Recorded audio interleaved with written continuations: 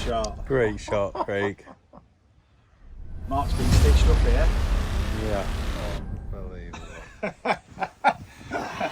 You just need a big Cuban now. We've got an absolute treat in store for you today at Zen Golf Mechanic HQ. We've got Mark Foster, veteran tour player, 455 tournaments on the European Tour, a 63 round Parish National, and we've also got Craig Fox, 15 handicap golfer who once shot 63 at Paris National on the PS4. So, it's a question that's often asked: how do I compare my game to a tour player? What's the difference? How can we close that gap? How can we improve our game? What are these guys doing that we're not? Well, we've got the luxury of the pressure plate. You see it week in, week out on videos. Today we're going to compare the two, and then we're going to analyse them. We're also going to get into the minds and start to understand the golf psyche. How do they understand their swing? How do they affect any change in their swing? What do they recognise is going wrong? How do they recognise it? And how do they change it? But the first thing we need to do is we need to measure it. We need to be objective about this. So we're going to get them on the pressure plate. Mark's going to hit 3 shots. Craig's going to hit 3 shots, and then we'll get to work. So both hitting 7 irons, 3 shots. If you want to fire away, Mark.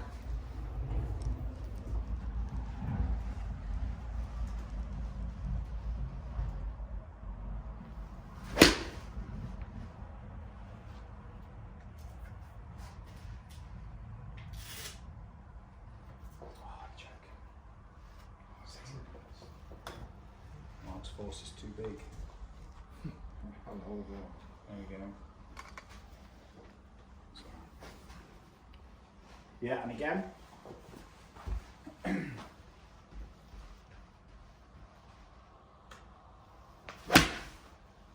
Nice one.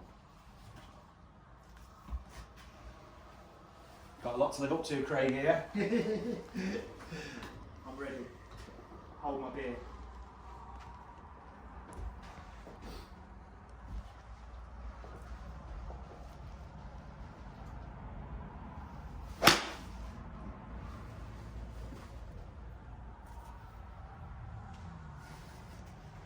Nice one, Mark. Thanks a lot.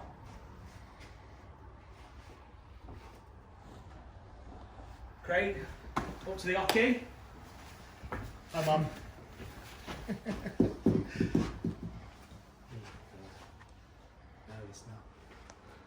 You need to step on the pressure plate, bro.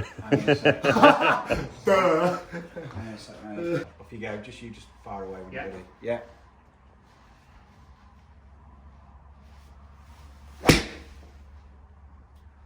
Fat start.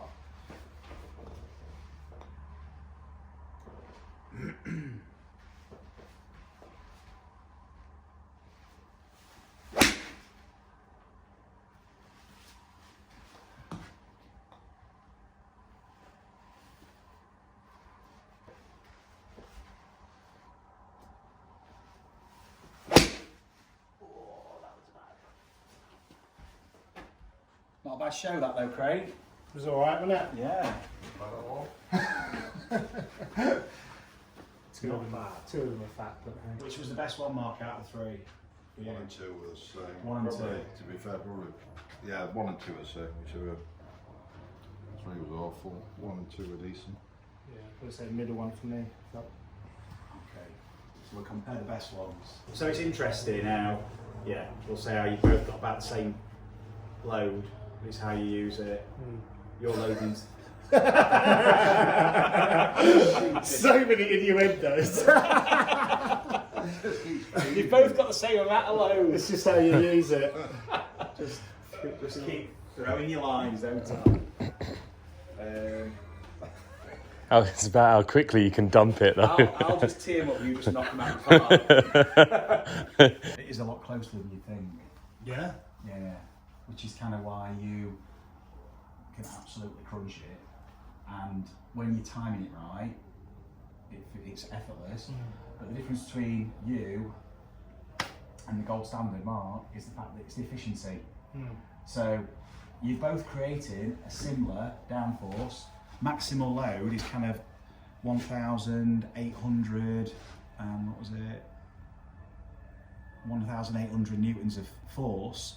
That's the load, but it's how you use it, it's the efficiency of it, and that's where Mark pulls away really with the performance, because efficiency-wise, what we see is Mark loads into the ground and unloads a lot quicker. So he's shifting his pressure.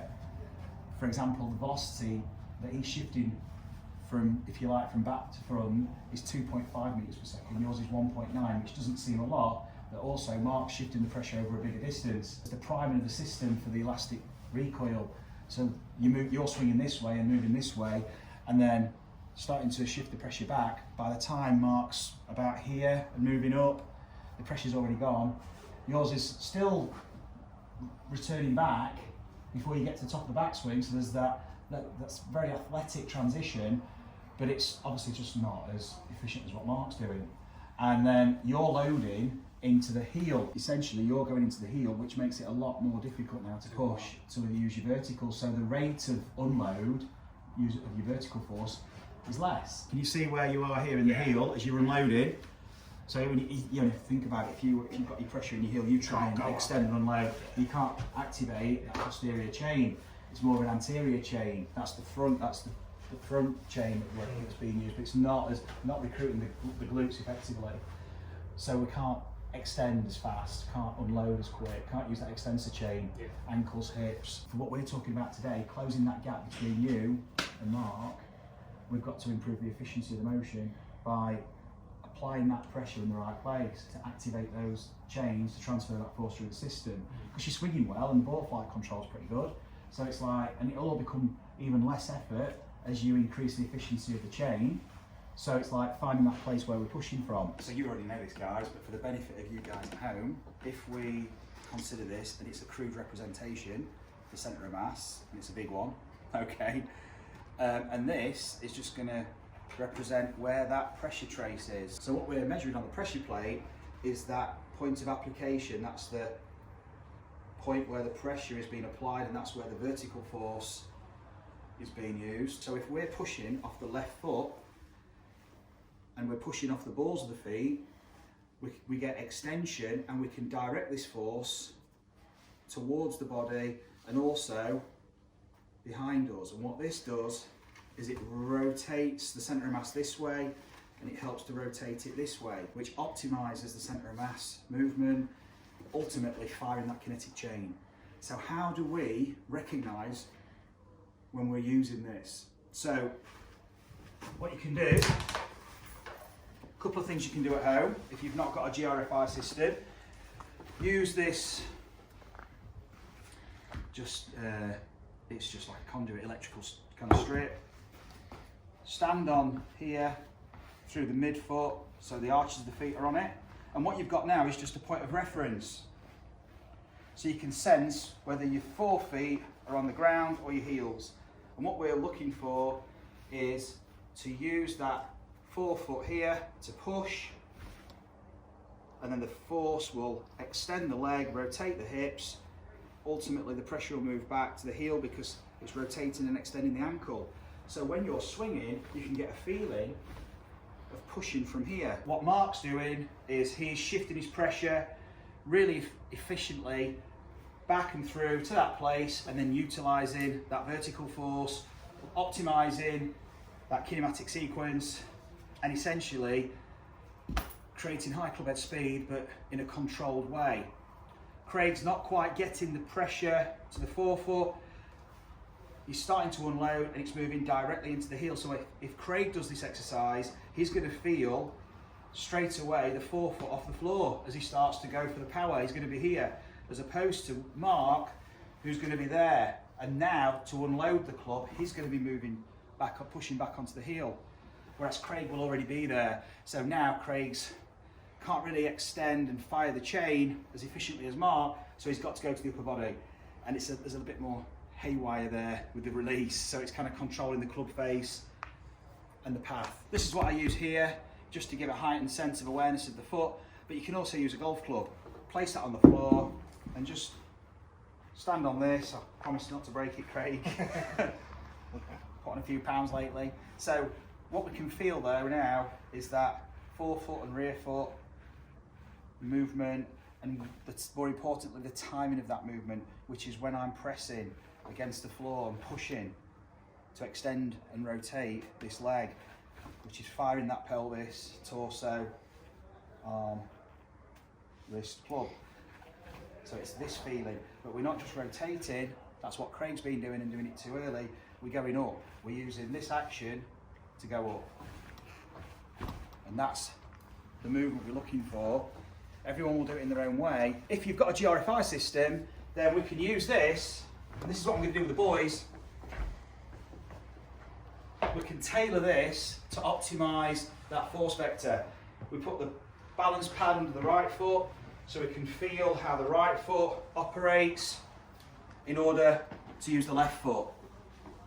We put the left foot in the centre of the board, and I've angled the board to about 11 o'clock on the lead side, which is going to help me push and transfer that pressure in this direction. So essentially the vector's already set up. What I'm doing is I'm going to make sure I push the board to come back. What I'm not doing is just rotating my hips. That's like cheating really, to use my hips to move pressure, not really interacting with the ground. That's more shear force. We really want to be pushing. So from here I can feel pushing the board, pushing in that direction to bang the board in this direction. You can start to feel how the right foot is being used to push, because this is creating torque with the left foot. This right foot is working in this direction and the left foot's working that way, and it creates torque from the ground, and we can transfer that through the body using the vertical force, which rotates that centre of mass and then transfers that energy through to the club through that kinetic sequence. So, Craig, if you want to pop on there for me first, you can use lots of different ways of doing it. If you've got the GRFI system, that's ideal, but you don't need it. You can use a golf club just for its effective feedback, and you can start to work on that vertical force and the timing of it. So guys, Craig, let's go on the system first. I need to plug it. Yeah. So the reason, Craig just asked if he needed the club, and the reason he needs the club is to have an idea of where that club is in space in relation to when he's doing this. So he needs some reference when he's doing it. So this is good, but that's more moving the hip back. Yeah. So now what you're doing at the moment is you're not pushing, you're just doing this, as opposed to pushing, actually extending off the foot. Okay. Oh God, really? Yeah. So that's just rotating. I'm really struggling with it. Yeah. That's fine. The one before is just a natural one, which is obviously it's embedded in. There's nothing, you just got to, just get back to that feeling. Is that it? So, just take that. Now imagine you throwing it in the air. There we go. Yeah. And then when you look at this screen as you do it, watch. Look at that. No, but you're thinking about golf there. Think about throwing. Yeah. There you go. Actually throw it now, you ready? So, as far as you can, off you go, throw it. There we go. So watch this. As you throw, there's the load. Look how far it goes into the ball. Ball's the feet. Wow. Jesus. And now watch this as you start to throw. Look, it comes back.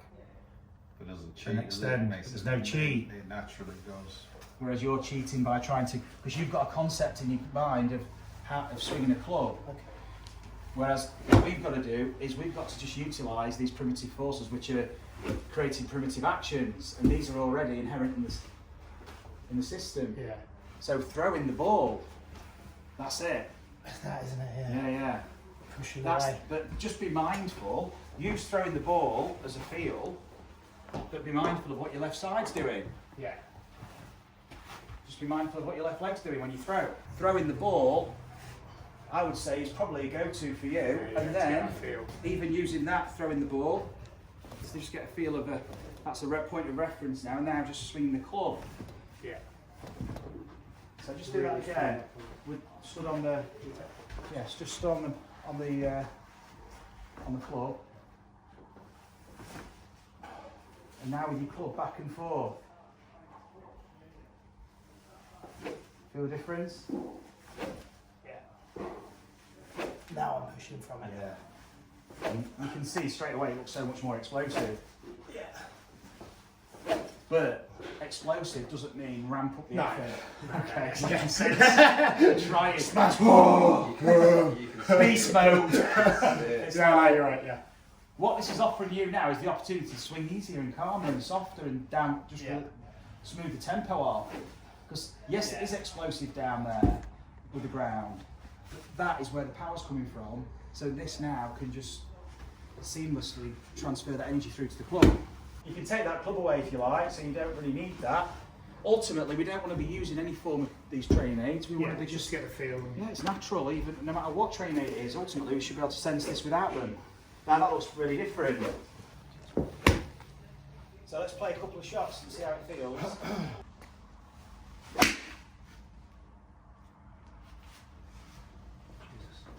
Feel different? Sorry. I went very far. And that was like, felt no effort.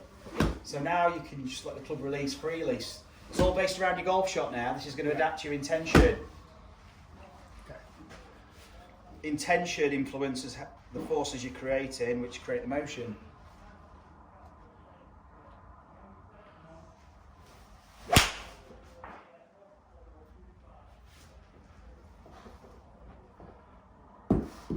How's that feel? Good. Yeah, I feel like I'm proper pushing from there now. Like, which is just, yeah, allowing me to get out of the way of the club, because obviously before I was doing... Put pressure dome on there now. Now you can feel how you use that left. On the arch, yeah? Yeah, under the arch, yeah, in the mid-foot, that's it. Right in the middle of the foot. Yeah. So you can feel how you're shifting the board across, then you push off it. Yeah. Feel the timing on it. So Yeah. the ball tips, then you go. better. Yeah. It's not at the same time. You shift first, then you, that's it, then you go up. Strike that. Yeah, that look good. Feel different? Yeah. It's fucking big. Sorry, Robbie, you'd have to In the bring interest that of where we're is talking about control and still at the back of the mind. The beast. It's big. The beast just wants Alright, to should I The beast wants to feed, doesn't it? should I tighten this one down? No effort. It's Here all we go. about control, shot shape, Alright. using these forces to give you Drawing that. it into that middle hole. Go on then. Oh, look at that.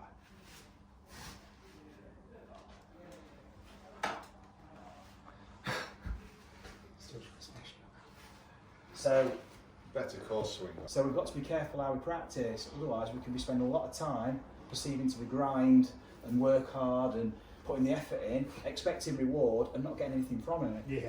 And we're just doing the same thing every time. One thing I felt as well is how straight this leg got. I've never felt that before in my Okay. golf swing. When I went back, I felt like that leg just completely straightened to allow me to push. So as a It's really product weird. of your body knowing where it's about to go, Yeah. it's reorganised the rest of the movement to be Yeah. able to facilitate you going there. Yeah.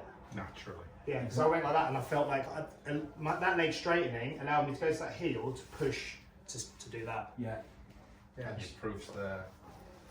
And that says less goal, less shots on the course. Yeah, look at that. So Yeah, look at how you're unloading there now. Night and day, you know. Look how you're pushing and using that left side. Look at the action, the body, look at the lower body action. Wow. Totally different golf swing Yeah. in half an hour. But focusing your attention in the right place for long enough, but not kind of drilling it. We did lots of different things there. These are just awareness exercises. It's not prescribed movement. It's sensory feedback to enhance your motor output. And now you're improving this, what is essentially a gross motor pattern, but then you'll start to refine it. Yeah. And you get the finer elements of it. The refinement then starts to take place, and you've got the fine motor skill elements of it now with the club. And there's everything there he can do himself as well. So Yeah. don't need to just keep hitting balls No. to improve what Yeah. you're wanting to do. Exactly, yeah. You could just be doing some exercise at home on the board, because thinking about it is as important as meaningful as doing it. It's as powerful as doing it. Throwing the Well, ball. I think helps. throwing the ball. Yeah, that Yeah, helped it him did. straight away. You can see Yeah, I that. clicked on that and made it You immediately. you actually found the ground through throwing the ball. Very good. Yeah. Perfect. Yeah, Cool. Awesome. Feel good? Yeah, wicked. What a loss. let's go to the course. Continued in part 2. Let's see how it goes on the course. Yeah, just The say acid test. So say a bit about that. As in, we've just looked at the differences in what forces they're generating. Let's see what the difference is out on the course. Yeah. I'll do it now. So admit this.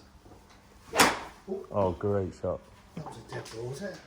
So, What not to do? so we've just seen how we've changed the forces here in this environment. Let's see if this transfers to the golf course, because that is the number one issue that every golfer has. Can they take their practice to the golf course? Well, it all depends how you frame it and the mindset you use, ultimately the process. This is where we're going to get an insight into how a tour player plays the golf course and allows them to transfer what they do in training onto the course. Thumbs up.